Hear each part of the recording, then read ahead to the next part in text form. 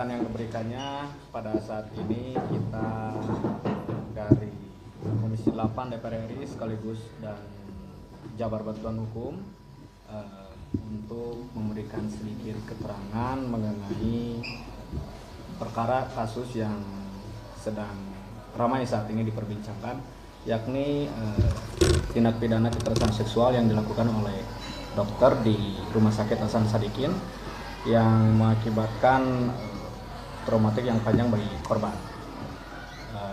Kesempatan ini saya berikan penjelasan pertama kali kepada Pak Debi Agustiansyah selaku kuasa hukum daripada korban. Baik, terima kasih rekan-rekan media. Kami dari Jabar Bantuan Hukum ya, berdasarkan surat kuasa ya, bisa dilihat ini surat kuasa kami ya. Ada 13 tim ya. 13 tim kami kerahkan untuk menangani kasus ini. Ya, pertama ya, kami dari kuasa hukum korban ya sangat mengecam tindakan seseorang tersangka dokter residen anestesi inisial PAP yang berusia 31 tahun, yang dimana seorang dokter ini yang seharusnya memberikan kesehatan ya untuk pasiennya, tapi malah menimbulkan perbuatan sakit secara fisik dan psikis ya. Kejahatan tindak kekerasan seksual sangatlah tidak dibenarkan.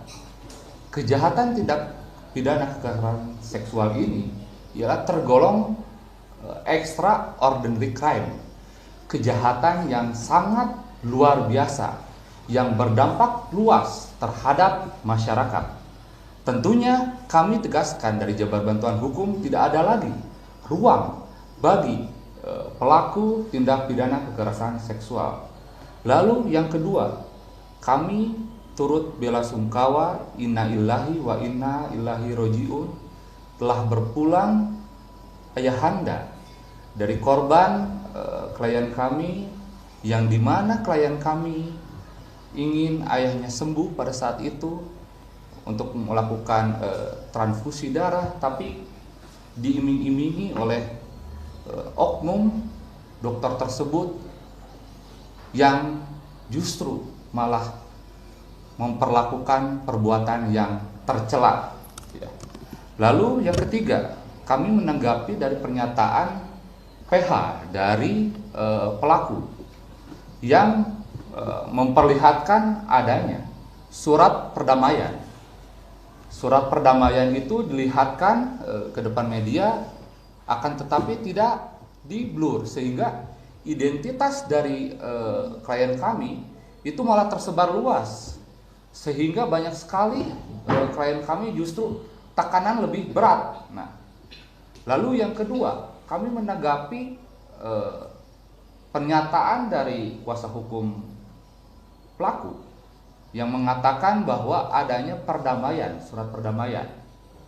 Kita ketahui bersama di Undang-Undang TPKS nomor 12 tahun 2022 pasal 23 bahwa tidak ada penyelesaian sengketa di luar peradilan bagi pelaku tindak pidana kekerasan seksual.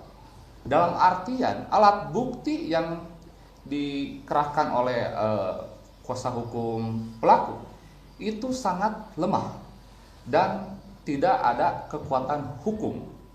Lalu kita ketahui bersama bahwa alat surat perdamaian itu tidak akan menjadikan alasan pembenar maupun pemaaf dalam tindak pidana kekerasan seksual. Itu sangat jelas karena masuk ke extraordinary crime.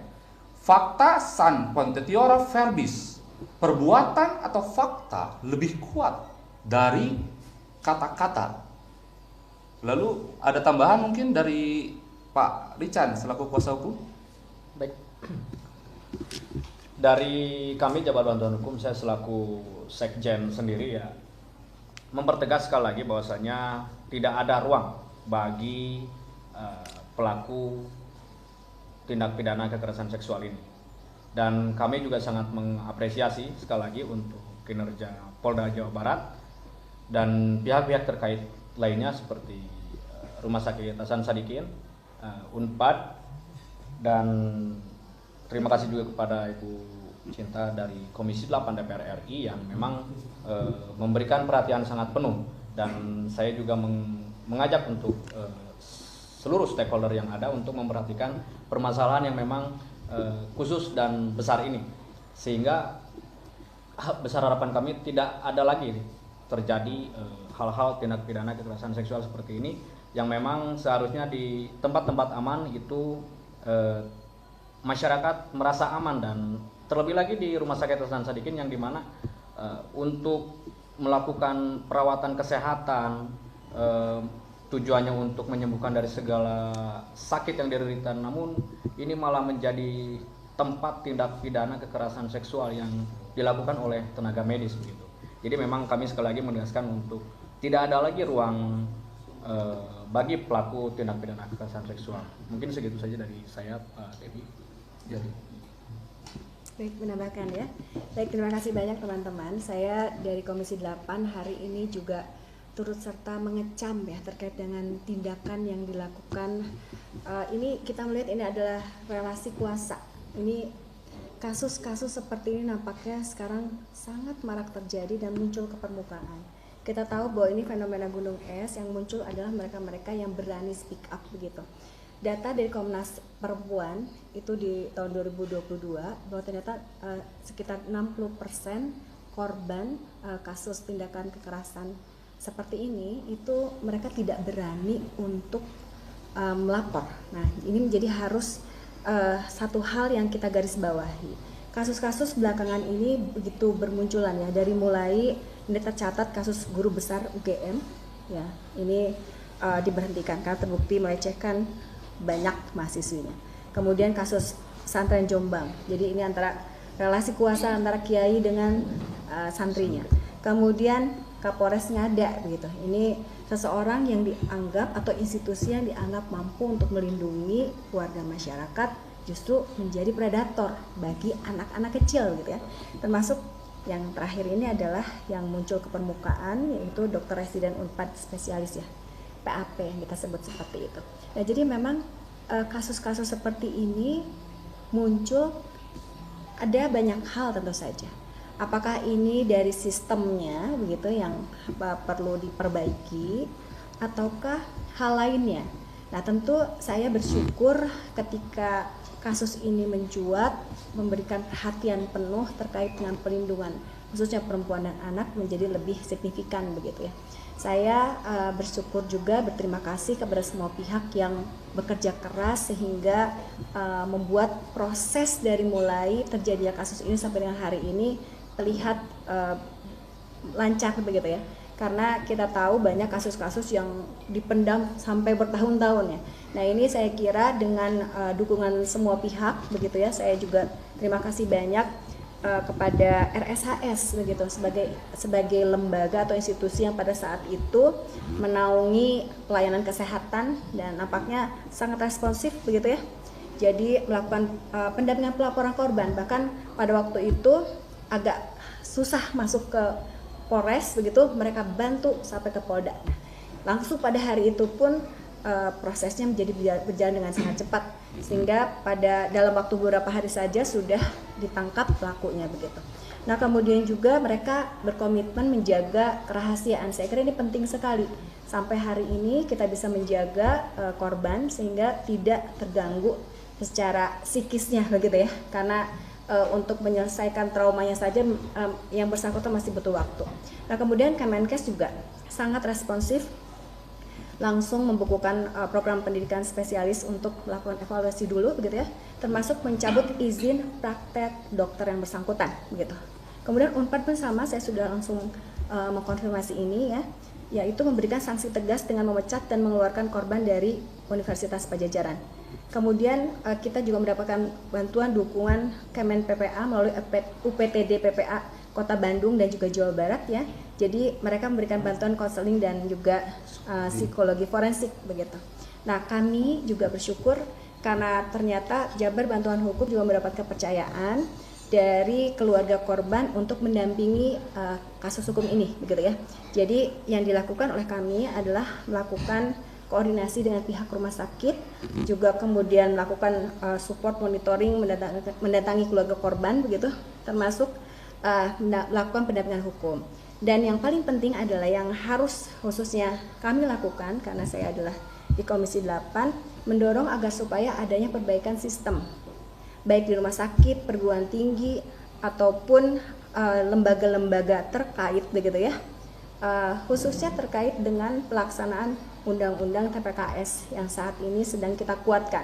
Jadi Undang-Undang TPKS ini ternyata belum dipahami oleh banyak masyarakat begitu ya, khususnya juga institusi. Nah, jadi kita berharap bahwa semua pihak bekerja sama agar supaya ke depannya tentu hal ini tidak terjadi lagi. Ada hal yang sangat menjadi krusial adalah kekhawatiran terkait dengan menurunnya kepercayaan masyarakat terkait dengan institusi-institusi tersebut. Apakah institusi kesehatan, apakah pendidikan, ataukah keamanan dan lain-lain. Jadi kita akan fokus di sana supaya betul-betul masyarakat merasa aman, merasa nyaman di ruang-ruang publik, apalagi ruang-ruang yang berkaitan dengan tempat-tempat yang mereka merasa bahwa tempat itu harusnya menjadi tempat yang aman dan nyaman buat mereka, seperti itu. Silakan. Ya. Mungkin ada tambahan lagi. Paling tambahannya yaitu terkait pasal ya, penerapan pasal ya.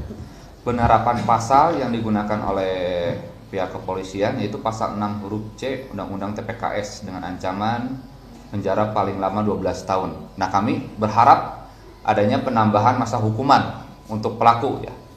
Sebagaimana pasal 15 huruf B Undang-Undang TPKS, bahwa pidana di mana dimaksud ya bisa ditambah 1/3 dilakukan oleh tenaga kesehatan. Jadi kalau 12 tahun ditambah 1/3 itu bisa jadi 16 tahun, jadi lebih berat. Jadi mohon kiranya nanti pasal 15 huruf B UU TPKS itu dapat diterapkan juga nanti ketika penuntutan di pengadilan. Mungkin demikian. Ya. Cukup ya.